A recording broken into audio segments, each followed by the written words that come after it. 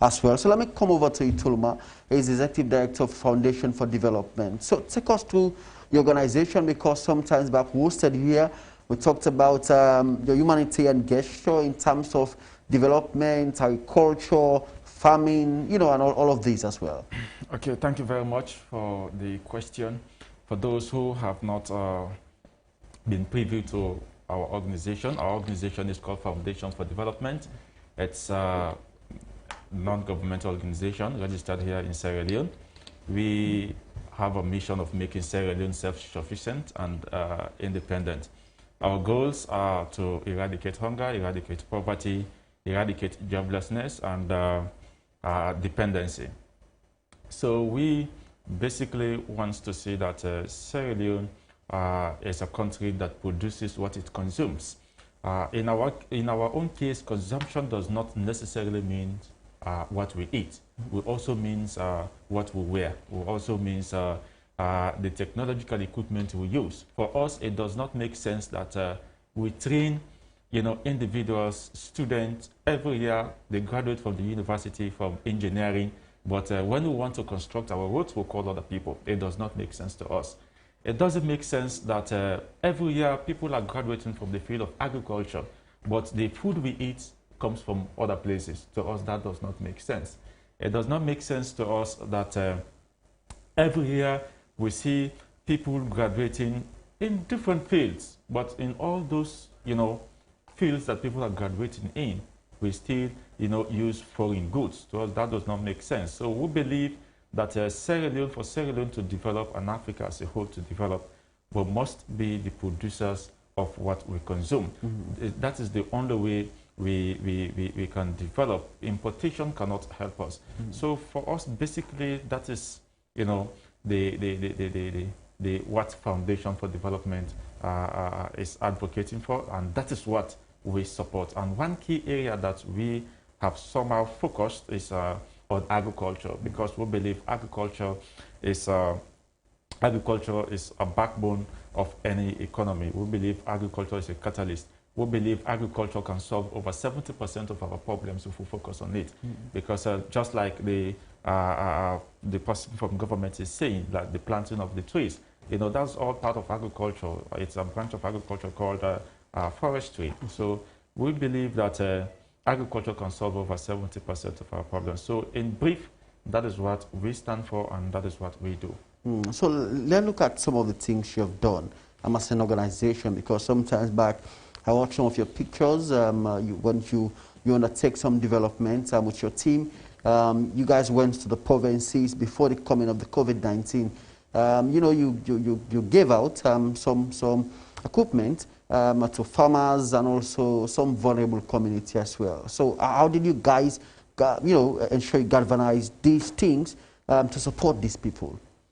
Yes, Foundation for Development, as I said, we want to see that agriculture becomes a major thing in Sierra Leone, because we want to see that the rice we are eating, rice is a stable food in Sierra Leone. We want to see that it is being produced here. And not just rice, we want to see also other foodstuffs, like whilst we are growing up, we see a lot of what we call guado at this place, not so? Yeah. We see a lot of what we call cassava bread, right? We see a lot of kebi and other things. If you don't have rice today, you either go to fufu or other things. Those things were enough in this country. The country was able to feed itself, and that was through agriculture. So, and those productions were done mainly by the rural people. So that is why, as an organization, Foundation for Development, we have been trying our best to see that we support those rural people, to see that they produce food, because they are the main producing hub. Freetown cannot produce food. It can only be produced in the provinces. So what we have been doing is to see that we go to those people, we go to those rural people, we'll tell them, this is the idea. We want you to go back to farming. But whenever we tell them we want you to go into farming, they highlight so many, challenges that they are facing. They are saying, you know what, it doesn't mean we don't want to go into farming. We really want to go into farming, but we have series of challenges. And one of those is the lack of finance, the lack of seeds, the lack of machinery, food for work. So what we do, we'll tell them, we will remove some of these of your challenges so that you go back to farming, and that's what we have been doing. So I beg to cut you off. Also, that's very important, but how can the organization work with the climate change sector? Because these days we see, the time when should come, it comes at a time where even the farmer themselves are not expecting rains to come, the dry season. It's quite different than before in terms of the climate change issue. Like you spoke about their challenges, which I think that is also part of what they've been actually complaining about. Yes, that is part of the challenge. As I said, I will come to the climate change issue, but as I was saying, they complain about tools, they complain about food for work, they complain about lack of seeds. So we try to support them with those things. That, since this is your problem, so we give you what you need, then you go back into farming. Because we believe if they produce abundantly in their own small villages, and then those products will be supplied back to the entire country. So in that, we will reduce hunger, poverty, joblessness, and the dependency we are talking about. So coming up to climate change, yes, climate change is a challenge. It is one thing, again, they have been complaining about. So for us, to be honest, we have not been, in any relation with the climate change department of Sierra Leone, but we are working towards that. We want to see how best we can, liaise with them. But they are also doing some certain things. At times we see on social media they are giving updates on rains and all that. So you see, but I think it's a global problem. Climate change is a global problem, and then it's difficult to avoid. But like what the ministry man was saying, the planting of trees can help in that. And we also tell people in the villages, you also need to plant trees, especially fruit trees like mangoes and other things. So it does not only solve the climatic problem, it also solves the hunger, the economic problem and other things. So we have been advising them on that as well. Also, what about talking to them? Because I think they also face some challenge about the manpower there as well. Because if you watch, I believe most of those who are actually living in the provinces, they're in town here. And most of them don't want to go back to the provinces to do their normal store. So we will face some challenge like that when it comes into food production, because everybody seems to come to the country's capital city. Yes, this is the complaint everywhere. And most, even sometimes governments say, but people don't want to work. People are here in the city. To me, personally, I don't agree with that. I don't agree that people don't want to work. What I think is that the type of work in agriculture has not been attractive to people.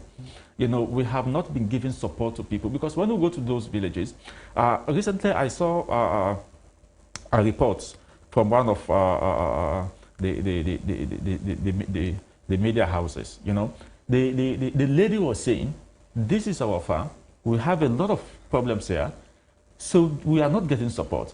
And at the end of the interview, the lady said, if we don't get support, we will go back to the city, to the government, so that all of us will be there. So this is the problem. We are not supporting our farmers. So if we don't support them, everybody leaves so that they can survive. They can come to Freetown to come and ride bike.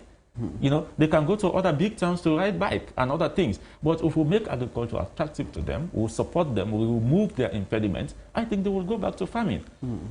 Farming is very expensive. So at times, if I don't have, even Gary to go to the farm, to plow my land, that is a problem. So I think that has been the problem. We have made the cities more attractive. For instance, I would not have been seated here today if everything I need is in my village.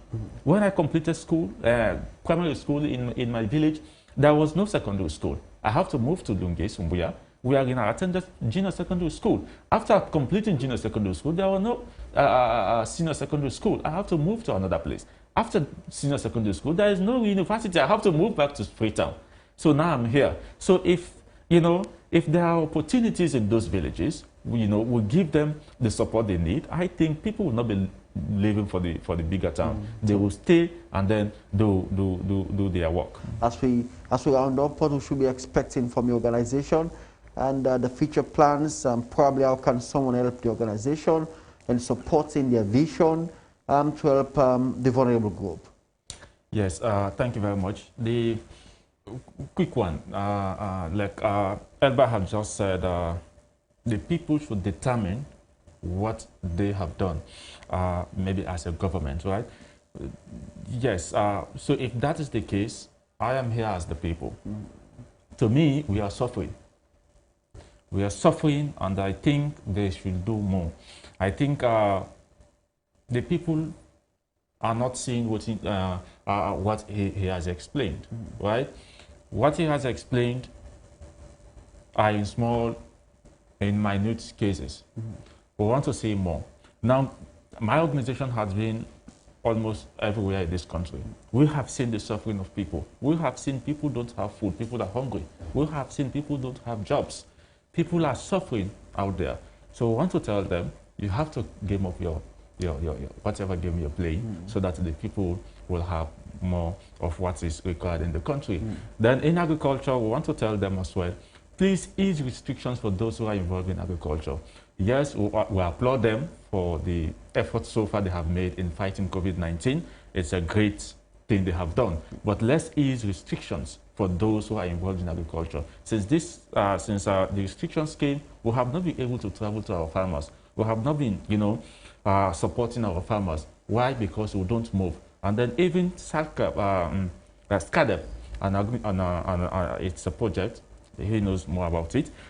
We went to them, and then they also said they have held on to the project because they are not traveling. So I think if we restrict people who are involved in agriculture, that is going to create more hunger, more job loss, more economic problem. So we want to tell them, please ease these restrictions. So now to your question about how can you help us? Well, we don't have resources right now, so you can help us by donating to us. We have created an online crowdfunding platform on Global Giving. The link is in circulation. If you see it, please click on the link and then donate something. Even it's whatever amount, your 10,000 leones, 100,000 leones, or whatever you have can really support a farmer in Sierra Leone so that we can have enough food in this country. So government as well, we are supporting farmers. We are supporting local production and manufacturing. Please come to our aid, support us so that we can complement what we are doing, so that we support more farmers, we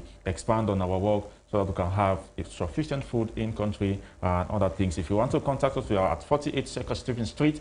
You can also personally go on to me, 088-505912, or you can go to our Facebook page, Foundation for Development. You will see it, click the page, and then you will see a lot of things that we are doing. You're also working on our website, which will be launched maybe recently at any time from now. So I want to tell everybody, please adhere to the COVID-19 regulations. Let's all abide by the rules, so that because all this we are saying now is because we are alive.